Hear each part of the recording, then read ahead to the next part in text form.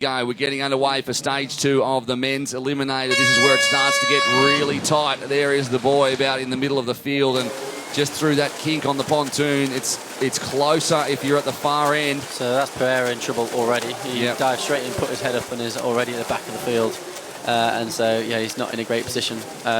We see on the far side there, Ben Knut's going out well, and in the middle that's Michel Schuck, who's actually leading with Schumann right in the middle of all that, kind of right in the fight of it all. And yeah, I think it's Michel Schuck is going to be first in this first boy. I don't think many people would have predicted that. I do think we'll probably see Henry. Look, he is actually fighting to get to that first place. You know, he kind of let Polyansky lead in the first round, but this time he wants to be up there. He wants to push it. He wants to spread this field out and make it tough for the guys behind him.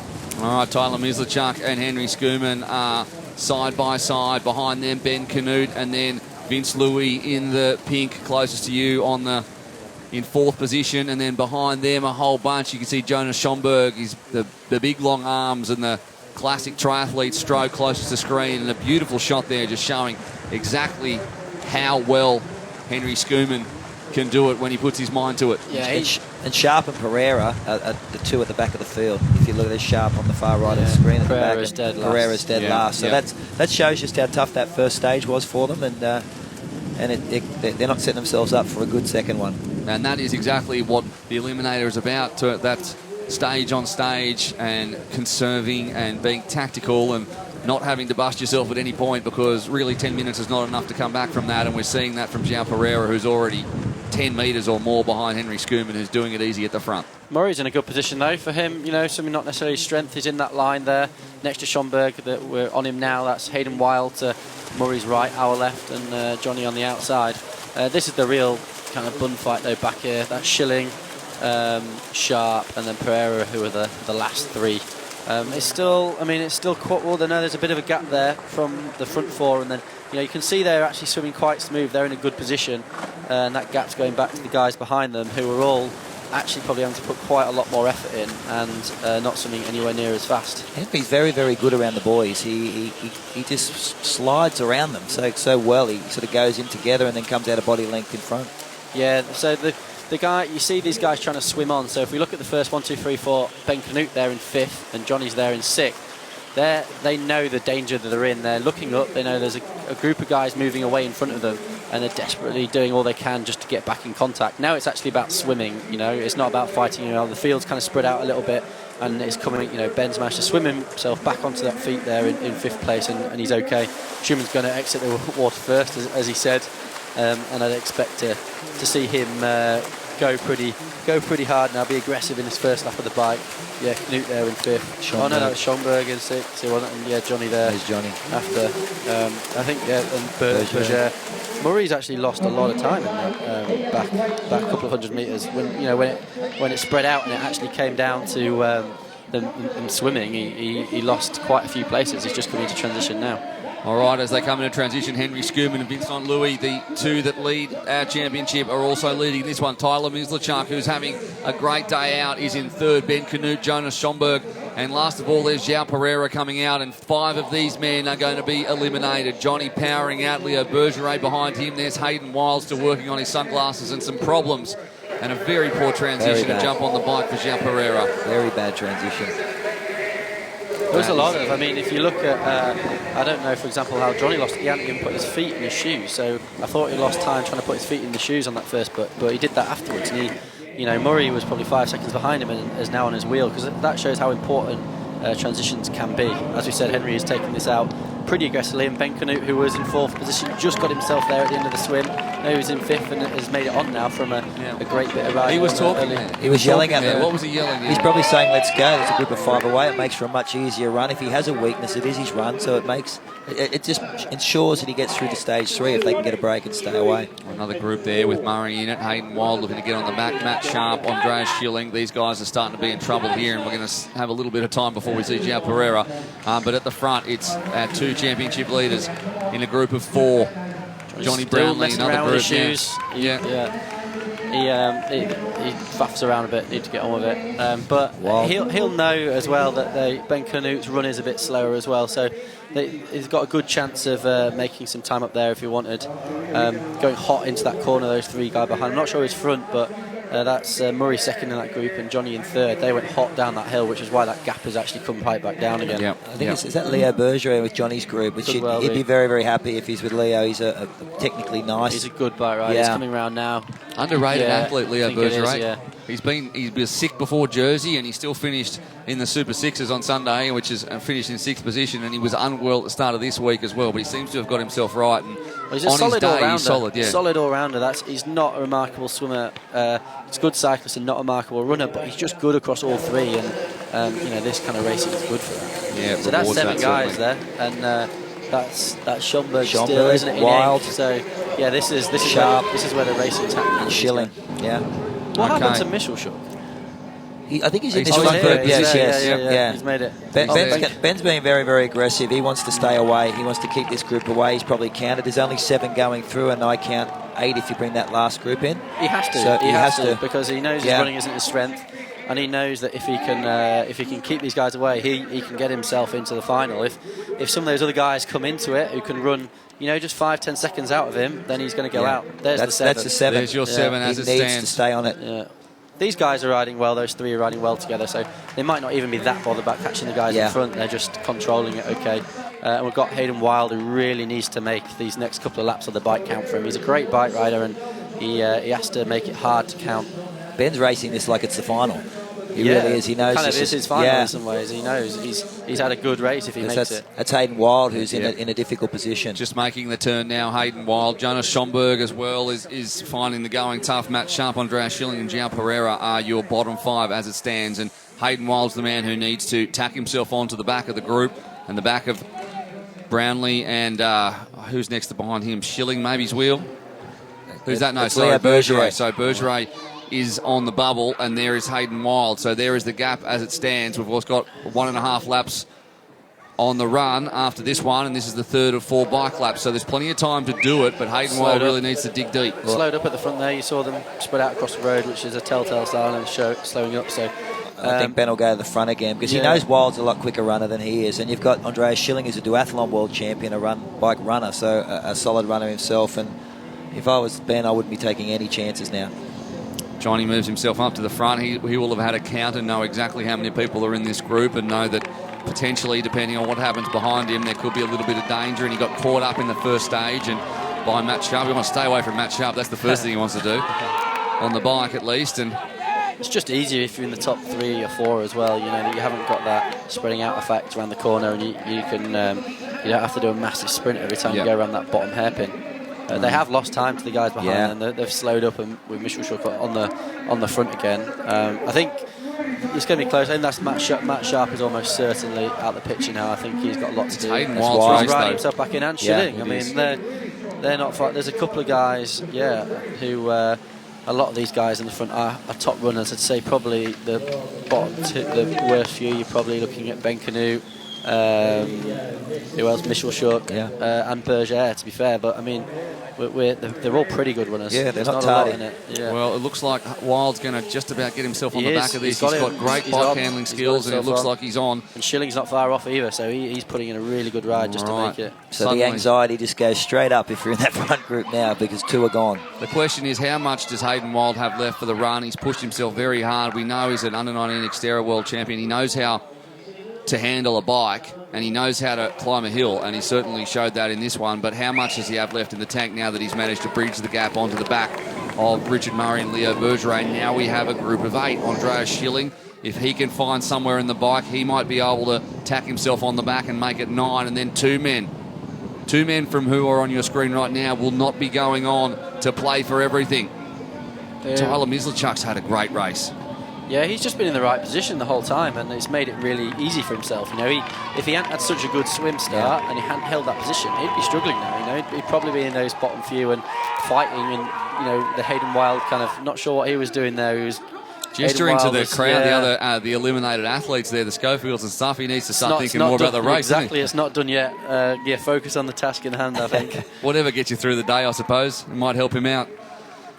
And here we go down the hill for the final time, and then into transition, and it's 1.5 laps on the run, and it's all to play for. Schilling's doing his best to tack onto the back of Wild as well.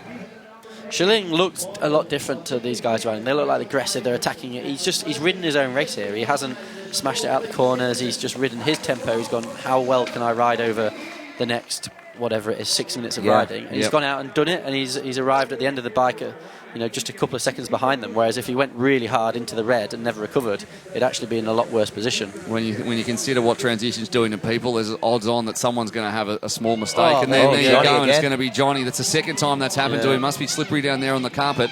I'm not sure. And that could change things for Andreas Schilling and for Hayden Wild as well. Let's see who manages the transition. Again, absolutely clinically well. Canute, Schoeman, Bergeret, Johnny, Vince Louis. His transitions aren't great. Had a problem. Yeah, he made a couple of mistakes in Jersey, but he's just good enough to make up for it.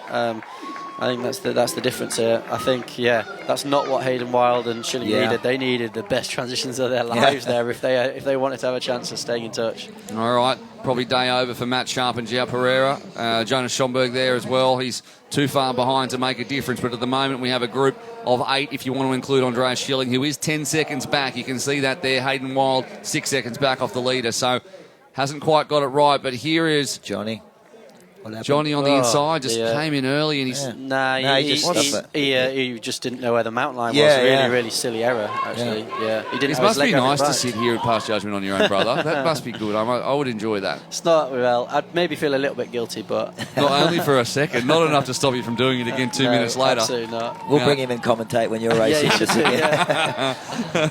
All right, here we go. There's the numbers. So Richard Murray danger. leads. Tyler Mizacuk behind. Johnny's there as well. Vince Louis, Henry Schoeman. And there's your top 5 with Ben Canute just behind. Hayden Wild doing his best to bridge that gap. First time up the hill. They take the left turn at the top of Malta Mountain. And they'll make the turn at the top of the course. And Vince Louis wants out. He did the same on the one before, actually. Yeah. He doesn't like running in the middle of the group. And I don't know if that's something normal or because he's going uphill, but he doesn't like being in the middle of the group. I do wonder as well whether he's a bit bigger in frame, and obviously ran great in Jersey over that distance there. He almost looks like he could be a really good mile runner. Whether this hill will make it a bit different for him, I don't know, but we're probably going to find out in the next race. Well, I don't think Hayden Wild's going to do the job. Ben Canute needs to stay right in this group. It gets dragged along, and because Wild looks under a lot of pressure, he doesn't look as comfortable. He won stage 1. And Ben can get sucked along on this run and qualify for the final stage. Yep, 7 in that pack right now, and it features pretty much all the big names. Brownlee, Murray, Mizacuk, Louis, Bergeret, Canute and Schoeman. And flying down the hill, needing to catch up to them is Hayden Wild. This is the only time down the hill they'll stop with a uphill run finish. And I'm impressed with Tyler Mizacuk and what he's managed to do so far in this Eliminator. He's played a smart game. Johnny's found himself...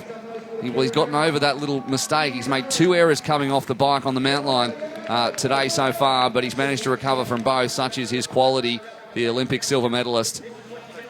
I'm impressed with Ben Canute, to be quite honest with you. I didn't expect him. I know he's fighting, isn't he? Yeah, he really is fighting, and I was expecting a lot more from Hayden Wild when he got on. I thought he'd draw a lot of confidence from that. We saw him in Jersey run so well. We saw him win stage 1 today, and Ben's treating this like the final, and that's what you need to do when you're in an eliminated position. So they're having to push a little bit harder this time. None of them want to be in the danger of being in a sprint, so they're definitely pushing a bit harder than they did in round 1.